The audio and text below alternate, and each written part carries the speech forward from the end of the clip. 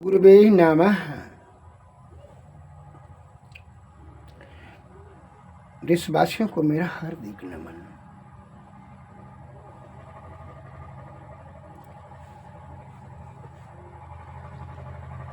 भक्तजनों के लिए तथा धर्म अनुरागियों के लिए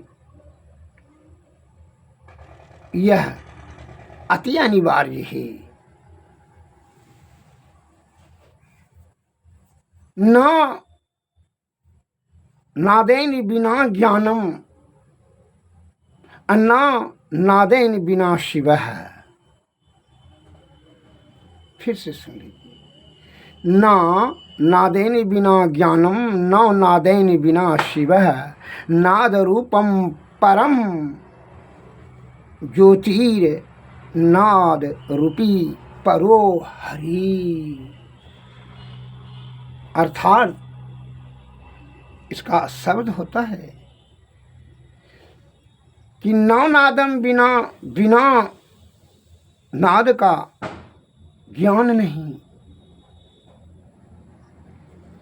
और बिना ज्ञान का शिव नहीं। शिव में कल्याण नहीं। बिना नाद का ज्ञान नहीं और बिना नादेन के शिव अर्थात कल्याण नहीं। नाद रूप परब्रह्म, नाद रूप ही परब्रह्म वहाँ शक्ति प्राप्त होता है। ज्योतिर्मय प्रकाश होता है। ज्योतिर नादम रूपी परो हरि। वही ज्योति में बड़ी शक्ति होता है। वह हरि के तक ही पहुँचाने का बड़ा सबसे बड़ा शक्ति वहाँ से प्राप्त होकर के प्रारंभ हो जाता है।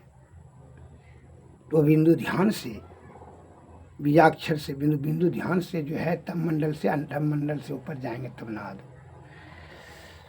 इसमें पहले बिंदु तब नाद और नाद से शक्ति उत्पन्न होती है। चैतन्य रूपा परमा कला महेश नानी शिवा अर्थात शिव जी नाद रूपा है। नाद रूप से ही प्रारंभ होता है। यह हमारे भक्तजनों के लिए उपदेश रहा। अर्थात बीजा अक्षर को इसीलिए बताते हैं। बीजा अक्षरम ध्यानोपनिषद में जो बताया गया है, सामवेद के ध्यानोपनिषद में, बीजा अक्षरम परम बिंदु नादम तस्यो उपरी अस्तितम। बीजा अक्षरी परम बिंदु है और उसके ऊपर में नाद है, अनहद नाद, जहाँ स्वयं शब्द उत्पन्न होता है। तब मंडल से जाएंगे तो ऊपर वो ज्योतिमंडल तब तो अनाद, उसके ऊपर में नाद है, अनहद नाद जिसको कहा जाता है। और जब वह यह बिंदु यह अक्षर जो है जब अनहद नाद में लय हो जाता है तो सात शब्द चेत छिने चाक्षरे छिने निशब्दम परम पदम। तो वह निशब्द में शब्द में जाता है, तब फिर जो सार शब्द में, तो फिर निशब्द में, निशब्द से परब्रह्म में चला जाता है। यह जीवात्मा। इसका है बीजा अक्षरम परम बिंदु नादम तस्योपरि अस्तितम। नाद की स्थिति ऊपर में है। सात शब्दे चाक्षरे छिने। जब यह बीजाक्षर जब छिन्न हो जाता है अनहद नाद में तो निशब्द में चला जाता है, तब परम पदम। निशब्दम परम पदम, निशब्द को ही परम पदम की प्राप्ति हो जाती है। जब निशब्द से ऊपर उठेंगे तो परम पद में अर्थात परब्रह्म में। जब जीवात्मा परब्रह्म में चला जाएगा तो फिर मोक्ष। लोकल नसीहती ढंग से उदाहरण देने के हुए मैं आपको एक लघु कथा सुनाना चाहता हूँ। सुनिए कि माया से छूटने के लिए विषय को त्यागो। माया से, यह माया रूपी जो नगरी है, इसमें विषय का बाजार लगा हुआ है। लोभ मोह मद अहंकार तृष्णा भय क्रोध ईर्षा राग द्वेष इत्यादि। तो जब तक कि आप माया से छूटने के लिए विषय को त्यागो, विषय को त्यागें तभी माया से। तो लोभ है मोह में फंस जाएंगे, क्रोध में फंस जाएंगे, दुश्मन से भाई बदला लेंगे, मोह में कि ये पुत्र है पुत्री है स्त्री, ये मोह है। लोभ में धन संचय करने का, ईर्षा जलन है, राग द्वेष जो है शत्रुओं का विकास हो रहा है, हमरा नहीं हो रहा है। इससे भी जो है राग द्वेष इस सब में पड़े अनावश्यक आसक्ति, द्वेष जलन की भाव, ये सब क्या, इस सब में जब फंस जाएंगे तो पहले क्या है, पहले इसी को परित्याग करने के लिए क्या करें, अर्थात माया से छूटने के लिए विषय को त्यागना होगा। जिस प्रकार एक कहानी में एक बंदर बहुत तेज था, वो नहीं फंस रहा था, तो जो है मदारी ने उसको फंसाने के लिए क्या करता है, एक घड़ा जो है मिट्टी में, पेड़ पर जो बंदर रहता है तो वही पेड़ के नीचे में जो है घड़ा गाड़ देता है मिट्टी तर में, धरती में, और मुख उसका बाहर रहने देता है, और उसमें बंदर सबको दिखा करके 10 ठो सेब दिखा करके उसमें रख देता है घड़ा में, और घड़ा मजबूती से गाड़ देता है, जो कि घड़ा खिंचावे नहीं बंदर के खींचने से। तो बंदरवा को दिखा करके सेब उसमें डाल देता है मदारी ने, जो चालाक मदारी है। तो जो है वो जब दिखा के देता है तो जब वो हट जाता है, और वह आकर के बंदरवा उसमें जो है हाथ दे देता है और भारी मुट्ठी सेब लेता है, सेब पकड़ता है तो उसका मुट्ठी का फैलाव ज़्यादा हो जाता है।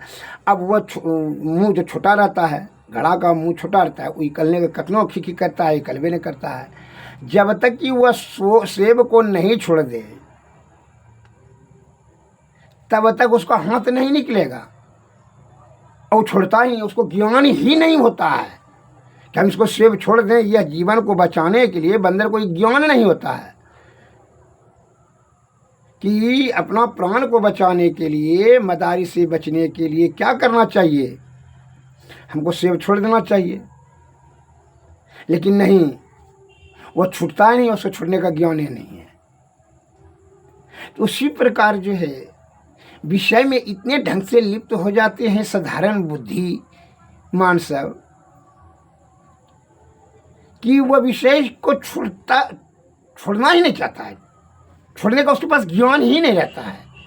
वो और दूसरे किसी प्रकार का कोई भी व्याख्या कीजिए, संत प्रवचन कीजिए, सत्संग भजन भक्ति भेदभाव ईश्वर, इस सभी का वो निंदा करेगा, क्योंकि इसके लिए उसके पास उस खुद विषय में फंसा, वो छोड़ना नहीं चाहता, खेक खेक बंदरवा करते रहता है, वो हाथ खींचते रहता है लेकिन खींचे भी नहीं करता। उसी प्रकार वो बहुत प्रयत्न करने के बाद भी इस बात का ज्ञान हो जाए कि हम विषय को पहले त्यागेंगे तभी ना ईश्वर तक पहुँचेंगे भाई, तब ना हम आज़ाद हो जाएंगे। ये जीवात्मा जो है कैसे आज़ाद होगा, जब मन विषय में संलिप्त रहेगा, भोग में, विलास में, कामनियों में, कंचन में, राग और द्वेष, ईर्षा में, लोभ में, अहंकार में, जब वो फंसा रहेगा विषय में, तो ईश्वर के प्रति क्या वो सोचेगा, समझेगा। ईश्वर की तरफ जाने के लिए जीता चित्त को जो है, चित्तो अब क्या करेगा, पूरा जो है उसका शरीर जो है अब नाश हो जाएगा, गुलाम हो जाएगा मदारी का, एक सेब के लालच में। उसी प्रकार विषय के लालच में आपका जीवन भी जो है आयु ये नाश हो जाता है, व्यर्थ में ही यह जीवन नष्ट हो जाता है। और जबकि ईश्वर ने बड़ी आसीन कृपा करके जो है तरस खा करके जो यह जीव आत्मा, इसमें जो है शरीर दिया, 5 तत्व, 25 प्राकृतिक, 14 इंद्रियां, 3 दोष, 7 धातु इत्यादि दे करके 9 महीना लगाया इसको बनाने में कि चलो इसको जो है एक बार अवसर देते हैं, जो परब्रह्म में मिल जाएगा, जीवात्मा परमात्मा में मिल जाएगा। परंतु आप विषय में इतनी आसक्ति हो जाती है वो बंदर के भांति कि आप छोड़ना ही नहीं चाहते हैं विषय को। विषय में लिप्त होकर करके ये 84 लाख जोनी में अनादिकाल से आप परिभ्रमण कर रहे हैं। इसलिए संत मायाबद्ध जीवन मरण 84 लाख जोनियों में परिभ्रमण करते हैं अनादिकाल से। यह गुरु की और संत का ही जब कृपा हो जाए तभी यह जीवात्मा को जो है परमात्मा में मिलने का अवसर मिलेगा। इसलिए हमारे ज्ञानियों ने, ध्यानियों ने, मुनि महात्माओं ने कहा कि बिनु गुरु नर भव तरई न कोई, जो हरि बिरंच शंकर सम होई। ब्रह्मा विष्णु और महेश के समान हो जाए लेकिन फिर भी जो है बंदर क्या काम तेज होता है। सुखदेव जी क्या कम बुद्धिमान थे, वेद व्यास जी का पुत्र थे, कम ज्ञान थे, लेकिन वह जो है अहंकार की उसको लपेट रखा था। तो उसको अज्ञानता, बंदरवा को अज्ञानता के कारण से वह मदारी के जाल में फंस जाता। उसी प्रकार आप विषय के लालच में, विषय भोग कामनी और कंचन के लालच में आप क्या होता है, ये जीवात्मा फंस जाता है। अतः उससे मुक्ति के लिए आप सदगुरु के शरण में जाएं, सदोगुण में रहें, सदाचार का पालन करें, सद्बुद्धि को अपनाते सदगुरु का चरणों में जाएं, तभी आपका जीवा आत्मा का परमात्मा में मिलन होगा, अर्थात मोक्ष होगा। दूसरा कोई उपाय नहीं है।